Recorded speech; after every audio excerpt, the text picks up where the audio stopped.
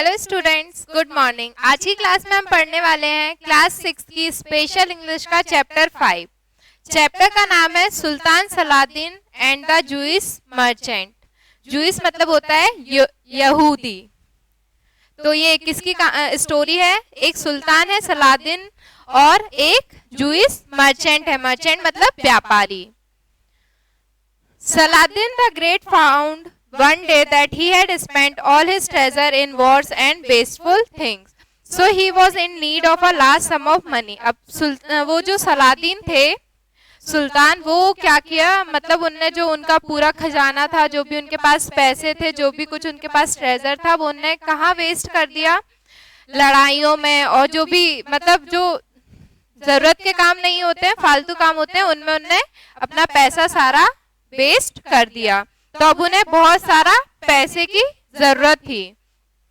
He was wondering whom he could ask for such a large sum. Then he remembered Melchizedek, a Jew in Alexandria, who had plenty of money. तो अब वो सोच रहे थे कि वो किससे इतना पैसा मांगे। तो एकदम से उनको याद आया कि एक जो ज्यू है जिसका नाम क्या है, मेल्चीसीडेक, कहाँ का? अलेक्जेंड्रिया का। उसके पास बहुत सारा पैसा है। Melchizedek was so miserly that he would never lend money willingly, and Saladin did not wish to use force without some excuse. Miserly मतलब होता है जो अपने पैसे फालतू चीजों पे खर्च नहीं करता है, सिर्फ जब कुछ जरूरत होती है या कुछ इम्पोर्टेंट होता है तो वो अपने पैसे खर्च करता है। तो वो कभी भी अपनी इच्छा से सलादीन को पैसे नहीं देगा। So he thought of a trick. He sent for the Jew, received him in a friendly way and asked him a question. मतलब वो फिर उन्होंने सोचा कि चलो मैं कुछ तरीका ढूंढता हूँ जिससे मैं उससे पैसे ले सकूं, क्योंकि वो मुझे अपने आप से तो पैसे देगा नहीं। तो उन्होंने क्या किया, वो उस ज्यू के पास गए और उससे बड़े फ्रेंडली वे में मिले, बहुत अच्छे तरीके से, और उससे एक क्वेश्चन पूछा। My noble friend, he said, I have heard from many people that you are very wise and that you have a deep understanding of God's way. तो उसने बोला कि मेरे अच्छे दोस्त, मैंने ऐसा सुना है बहुत बार कि तुम बहुत मतलब समझदार हो, और तुम में जो रिलीजियस है, जो मतलब भगवान वगैरह के बारे में जो रिलीजन होता है उसके बारे में तुम्हारी समझ बहुत अच्छी है। Tell me this, which of three religion is true one? Judaism, इस्लाम और क्रिश्चियनिटी। अब वो बोलने लगे कि अच्छा ठीक है, मुझे ऐसा लगता है कि तुम बहुत समझदार हो, बहुत बुद्धिमान हो, तो मुझे एक बात बताओ कि ये जो 3 रिलीजन है उनमें से सच्चा रिलीजन कौन है? मतलब जूडिज्म है, इस्लाम है या क्रिश्चियनिटी है?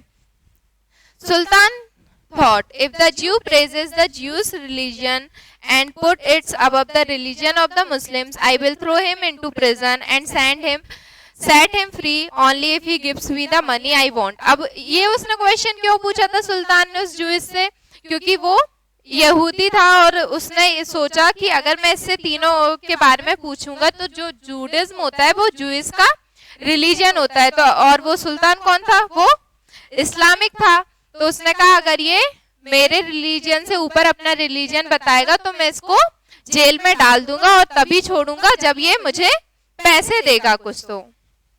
But the Jew, who really was a wise man, saw at once that the Sultan wanted to trap him. He said to himself, a trap is being laid for me, so he decided that he must not praise any one of 3 religions. अब जो ज्यू था वो सच में बहुत समझदार था, तो उसे क्या समझ में आया कि सुल्तान उसके लिए जाल बिछा रहा है। तो उसने खुद से बोला कि देखो मेरे लिए जाल बिछा है और मुझे डिसाइड करना है कि मैं इन तीनों में से किसी भी रिलीजन को प्रेज, किसी की भी तारीफ नहीं करूंगा। Weighing his words, he said, Noble Sultan, you have asked me a very good questions. मतलब उसने नाप तोल के अपने वर्ड्स सोचे और फिर बोला कि तुमने बहुत अच्छा क्वेश्चन पूछा है मुझसे। It is a good question which has often been asked but have never been satisfactorily answered. Before I can give you my answer, I have to tell you a story. मतलब वो बोलता है बहुत अच्छा question है और ये question कई बार कई लोगों से भी पूछा गया है, लेकिन किसी ने भी ऐसा आंसर नहीं दिया जो सबको सेटिस्फाई कर सके। तो मैं तुम्हें ये आंसर देने से पहले एक स्टोरी सुनाना चाहता हूँ। तो सुल्तान बोलता है tell me the story. Once there was a rich man who possessed a beautiful ring. Possess मतलब होता है किसी की प्रॉपर्टी होना, तो उसके पास क्या था, एक बहुत सुंदर रिंग थी। The Jew began. He was so fond of the ring that he wished to do it an honor. So he made it known that before he died, he would pass the ring to the birthriest of his sons. अब जो एक man था, एक बहुत अमीर आदमी था, उसके पास एक रिंग थी और वो इतनी सुंदर थी कि वो उससे बहुत मतलब उसे बहुत ज्यादा पसंद थी। उसे ऐसा लगता था, तो उसने सोचा कि मैं इस रिंग को एक ऑनर करूंगा कि मेरा जो भी सबसे बढ़ती है जो सबसे अच्छा लड़का होगा, मैं ये रिंग उस लड़के को दूंगा अपने मरने से पहले। The son who received the ring would inherit his wealth and be the head of the family after the rich man's death. अब ये जो रिंग वो किसी को, जिस लड़के को देंगे वो क्या होगा, उनकी पूरी जायदाद या जो भी उनका प्रॉपर्टी है सबका वारिश होगा, इनहेरिट होगा, हायर होगा। तो और वो क्या होगा, उस फैमिली का हेड भी होगा। One of his sons received the ring and became the head of the family. He in turn gave similar orders about the ring to his sons, and at the time of his death acted as his father had done.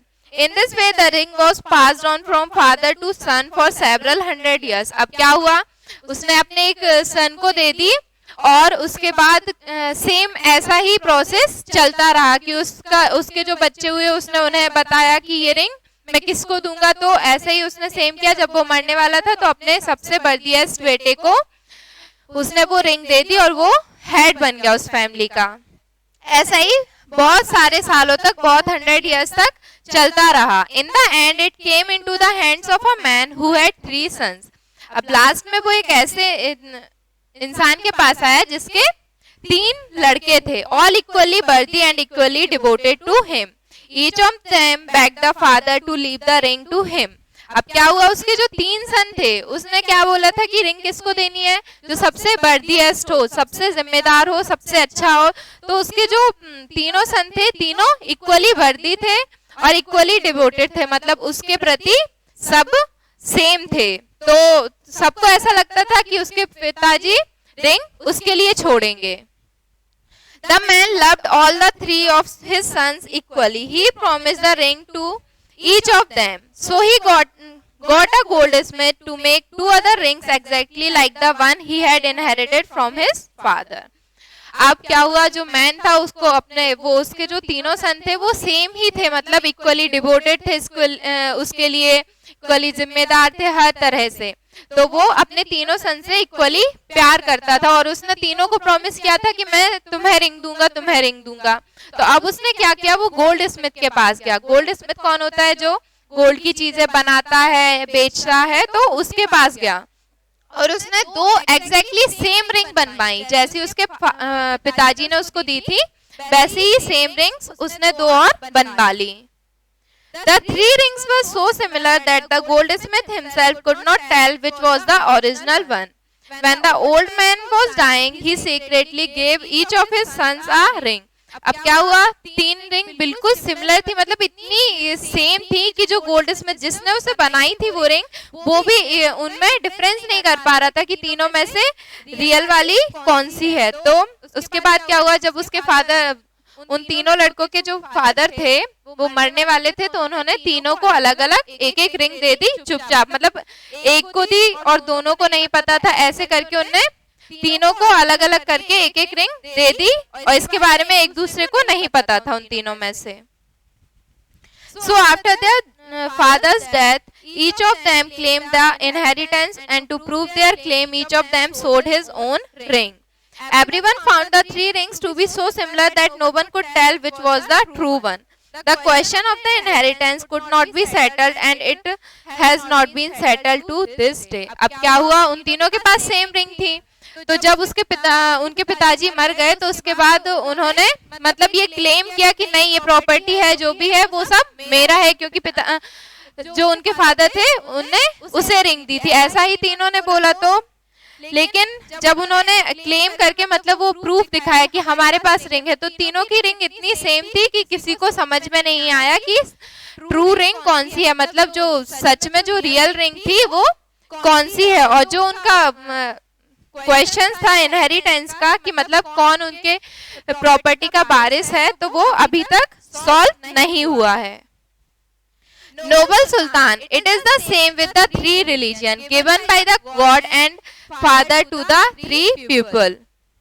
The followers of each religion think that they have the inheritance to the true religion and they accuse the others of falsehood. अब ऐसा ही उसने बोला कि ऐसा ही हमारे religion के साथ है कि हमारे जो भगवान है, जो हमारे फादर हैं, उन्होंने तीन लोगों को तीन रिलीजन दिया अलग अलग, तो अब वो भी सेम सोचते हैं कि नहीं हमारा रिलीजन अच्छा है और दूसरों का गलत है, पर ऐसा नहीं है, सबका अपना अपना रिलीजन है और सबका अपने लिए सही है वो religion. They quarrel over the questions and even use violence, but this question I think is as difficult to settle as the question of the true ring.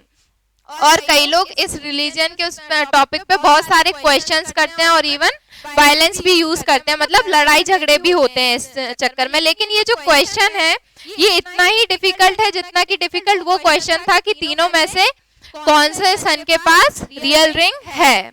Saladin saw that the Jew was too clever for him, but he was a large-hearted man and appreciated the Jew's wisdom and intelligence. Leaving all tricks, he told the man of his need and asked for his help. अब क्या हुआ, Saladin ने देखा कि ये बहुत ज्यादा होशियार है मेरे लिए, और लेकिन वो बहुत मतलब अच्छे दिल का था, बड़े दिल का था, तो उसने क्या किया, जो जूइस की समझदारी थी और जो उसका इंटेलिजेंस था उसको एप्रिसिएट किया, और इन सब तरीकों को छोड़ के उसने अपने सच बता दिया कि उसको क्यों जरूरत है पैसे की, और उसने उससे हेल्प मांगी कि मेरी हेल्प कर दो, मुझे पैसे की नीड है तो वो दे दो।